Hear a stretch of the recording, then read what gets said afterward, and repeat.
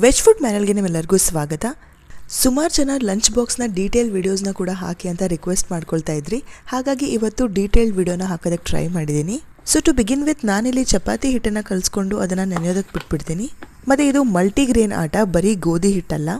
ಇದು ಚೆನ್ನಾಗಿ ನೆನೆಯೋವರೆಗೂ ನಾವು ಆರಾಮಾಗಿ ಪಲ್ಯ ಮಾಡ್ಕೊಳ್ಬೋದು. ಇದನ್ನು ಕವರ್ ಮಾಡಿಟ್ಟು ನಾವು ಪಲ್ಯ ಮಾಡ್ಕೊಳ್ಳೋಣ. ಪಲ್ಯ ಅಲ್ಲಿ ನಾನಿವತ್ತು ಬೀನ್ಸ್ ಮತ್ತು ಬಟಾಣಿ ಪಲ್ಯ ಮಾಡ್ತಾ ಇದ್ದೀನಿ. ಬೀನ್ಸ್ನ ಕುಕ್ಕರಿಗೆ ಹಾಕಿ ಅದಕ್ಕೆ ಸ್ವಲ್ಪ ನೀರು ಹಾಕಿ ಒಂದು ವಿಸಿಲ್ ಮಾತ್ರ ಕೂಗಿಸ್ಕೊಳ್ತಾ ಇದ್ದೀನಿ.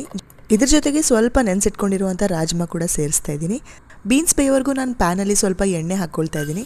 ಅದಕ್ಕೆ ಬೆಳ್ಳುಳ್ಳಿ, ಚಾಪ್ ಮಾಡಿ ಇಟ್ಕೊಂಡಿರುವಂಥ ಈರುಳ್ಳಿನ ಸೇರಿಸ್ಕೊಂಡು ಚೆನ್ನಾಗಿ ಫ್ರೈ ಮಾಡ್ಕೊಳ್ತಾ ಇದ್ದೀನಿ. ಇವಾಗ ಇದಕ್ಕೆ ಚಾಪ್ ಮಾಡಿ ಇಟ್ಕೊಂಡಿರುವಂಥ ಟೊಮೆಟೊ ಕೂಡ ಸೇರಿಸಿ ಇದನ್ನು ಕೂಡ ಚೆನ್ನಾಗಿ ಫ್ರೈ ಮಾಡ್ಕೊಳ್ತಾ ಇದ್ದೀನಿ. ನೀವು ಬೇಕಾದರೆ ಇದನ್ನು ಪೇಸ್ಟ್ ಕೂಡ ಮಾಡ್ಕೊಳ್ಬೋದು, ಆದರೆ ನಾನು ಚಾಪ್ ಮಾಡಿದ್ದೀನಿ. ಬೀನ್ಸ್ನ ಒಂದು ವಿಸಿಲ್ವರೆಗೂ ಮಾತ್ರ ಕೂಗಿಸ್ಕೊಳ್ಳಿ. ಜಾಸ್ತಿ ಕೂಗಿಸ್ಕೊಂಡ್ಬಿಟ್ರೆ ತುಂಬಾ ಮೆತ್ತಗಾಗಿ ಹೋಗುತ್ತೆ. ಪ್ರೆಷರ್ ಇಳಿದ್ಮೇಲೆ ನಾನು ಇದಕ್ಕೆ ಬಟಾಣಿ ಕೂಡ ಸೇರಿಸ್ತಾ ಇದ್ದೀನಿ. ನನ್ನ ಹತ್ರ ಫ್ರೋಝನ್ ಪೀಸ್ ಇತ್ತು, ಹಾಗಾಗಿ ನಾನು ಫ್ರೋಝನ್ ಪೀಸ್ ಹಾಕ್ತಾ ಇದ್ದೀನಿ. ಈ ಟೊಮೆಟೊ ಈರುಳ್ಳಿ ಕೂಡ ಚೆನ್ನಾಗಿ ಬೆಂದಾಗಿದೆ. ಇದಕ್ಕೆ ಸ್ವಲ್ಪ ಧನಿಯಾ ಪುಡಿ, ಖಾರದ ಪುಡಿ, ಜೀರಿಗೆ ಪುಡಿನ ಹಾಕ್ಕೊಂಡು ಚೆನ್ನಾಗಿ ಮಿಕ್ಸ್ ಮಾಡ್ಕೊಳ್ತಾ ಇದ್ದೀನಿ.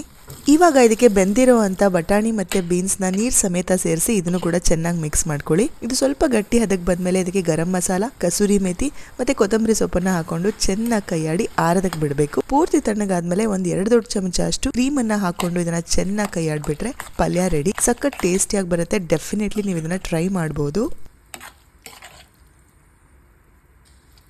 ಅಷ್ಟೊತ್ತಿಗಾಗಲೇ ನಮ್ಮ ಚಪಾತಿ ಹಿಟ್ಟು ಕೂಡ ಚೆನ್ನಾಗಿ ನೆಂದಿರುತ್ತೆ. ಅದರಿಂದ ಚಪಾತಿ ಕೂಡ ಆರಾಮಾಗಿ ಮಾಡ್ಕೊಳ್ಬೋದು. ಚಪಾತಿ ವಿಡಿಯೋ ಹಾಕಿದಾಗ ಸುಮಾರು ಜನ ರಿಕ್ವೆಸ್ಟ್ ಮಾಡ್ಕೊಳ್ತಾ ಇದ್ರಿ ಒಂದು ಡೀಟೇಲ್ ವಿಡಿಯೋನ ಮಾಡಿ ಹಾಕಿ ಅಂತ. ಹಾಗಾಗಿ ಇವತ್ತು ಡೀಟೇಲ್ ವಿಡಿಯೋನ ಅಪ್ಲೋಡ್ ಮಾಡ್ತಾ ಇದ್ದೀನಿ.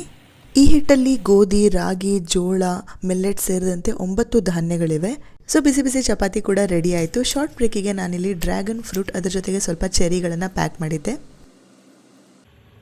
ಹಾಗಾದರೆ ಈ ವಿಡಿಯೋ ನಿಮ್ಮೆಲ್ಲರಿಗೂ ಇಷ್ಟ ಆಯಿತು ಅಂತ ಭಾವಿಸ್ತೀನಿ. ಇಷ್ಟ ಆದರೆ ದಯವಿಟ್ಟು ವಿಡಿಯೋನ ಲೈಕ್ ಮಾಡಿ, ಚಾನಲ್ನ ಫಾಲೋ ಆ್ಯಂಡ್ ಸಬ್ಸ್ಕ್ರೈಬ್ ಕೂಡ ಮಾಡಿ ಅಂತ ಹೇಳ್ತಾ veg food manual signing off. ಬಾಯ್.